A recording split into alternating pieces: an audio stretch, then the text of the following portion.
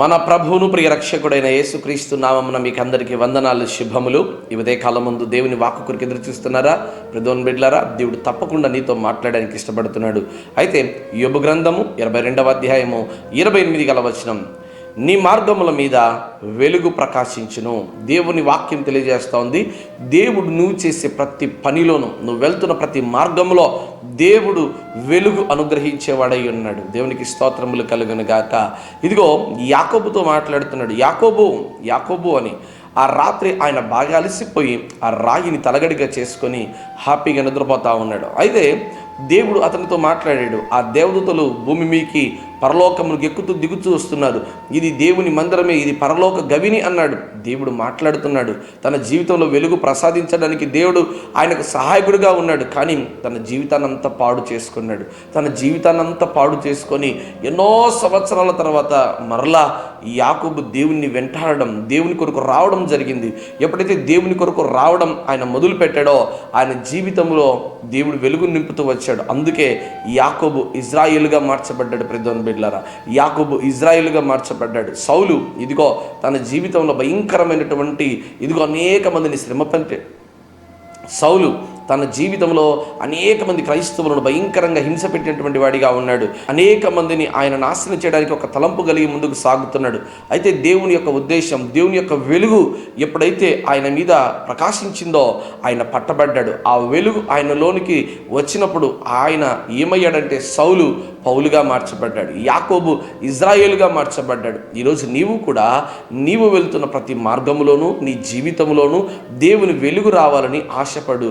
దేవుని వెలుగు నీకు చాలా అవసరం. అందుకే దేవుడు ఏమై ఉన్నాడంటే వెలుగై ఉన్నాడు. ఆయన యందు ఎంత మాత్రము చీకటికి నీ తావు లేదంటే ప్రదోన్ బిడ్లారా.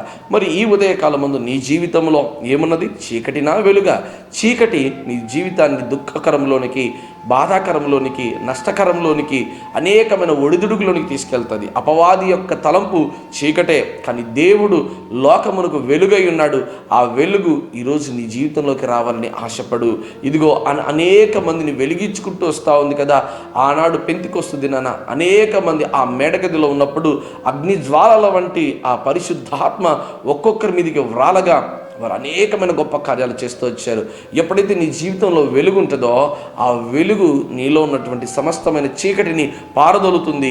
నువ్వు వెలిగించబడతావు, అనేక మందిని వెలిగిస్తావు. నువ్వు వెళ్తున్న ప్రతి మార్గాన్ని దేవునికి అప్పచెప్తున్నావా? అబ్రహాముగా మార్చబడ్డాడు. కారణం ఏంటి తెలుసా? దేవుడు చూపించే దేశమునకు ఆయన బయలుదేరాడు. దేవుడు చూపించే ప్రదేశమునకు ఆయన వెళ్ళాడు. ఎప్పుడైతే ఆయన అడుగులు ముందుకు సాగాయో అబ్రాహాము గారి జీవితంలో ఎన్నో మేలు చేసి ఆయన అబ్రహాముగా మార్చబడ్డారు. ఈరోజు నీ జీవితం ఎలా ఉన్నది? చీకటిలో ఉన్నదా? చీకటిలో నడుస్తున్న జనులు గొప్ప వెలుగును చూచుచున్నారంట. లెమ్ము, తేజరిల్లుము, యెహోవా మహిమ, యెహోవా వెలుగు ఈరోజు నీ మీద ఉదయించబడుతున్నది కనుక నువ్వు చీకటిలో ఉండడం దేవునికి ఎంత మాత్రం ఇష్టం లేదు.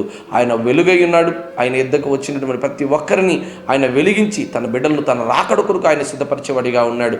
ఎంతకాలమని ప్రభుకు దూరమవుతావు? ఎంతకాలమని ప్రభు సన్నిధిలో నుండి వైదొలిగిపోయి చీకటిలో బ్రతుకుతావు? చీకటి ఇదిగో ఎంత మాత్రము మంచిది కాదండి. కానీ దేవుని వాక్యం అంటుంది వెలుగు లోకమునకు మంచిదండి. ఆ వెలుగైనటువంటి దేవుడు ఈరోజు నీ జీవితంలోనికి ఎందుకు వచ్చాడంటే నీ జీవితంలో కార్యము చేయడానికి, నీ జీవితంలో గొప్ప మేలులు చేయడానికి. అట్టి కార్యములు దేవుడి దినాన చేస్తుండగా నువ్వు ఇంకా తడువు చేయకోకుండా, ఆలస్యం చేయకుండా యాకోబు ఇజ్రాయేలుగా మార్చబడినట్టుగా, సౌలు పౌలుగా మార్చబడినట్టుగా, అబ్రహాముగా మార్చబడినట్టుగా నీవు కూడా ప్రభు దగ్గరికి రాగలిగితే నీ జీవితంలో కూడా దేవుడు సంపూర్ణమైన వెలుగును నింపి తద్వారా నీ జీవితంలో గొప్ప కార్యాలు చేస్తాడు.